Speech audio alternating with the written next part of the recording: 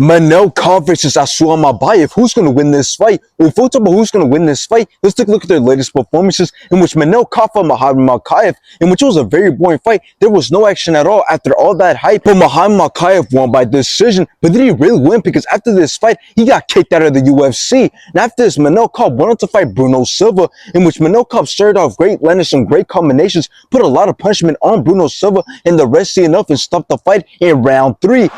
This is it. Could be done. Is that a cup shot? Peterson's letting it go, and now Kape trying to end it. Now let's take a look at Asu Almabayev's latest performances, in which he fought Jose Johnson, in which Asu Almabayev started off very fast, took control of the whole entire fight. His wrestling, grappling, and ground game was great, and Asu Almabayev won by decision. Asu Almabayev. And after this, Asu Almabayev wanted to fight Mateusz Nicola, in which both started off very slow, until Asu Almabayev let his hands go, landed some great shots, draw Mateusz Nicola in round 3. How good he is. Now, whether that's true or not. Oh! And Asu Almabayev won by decision.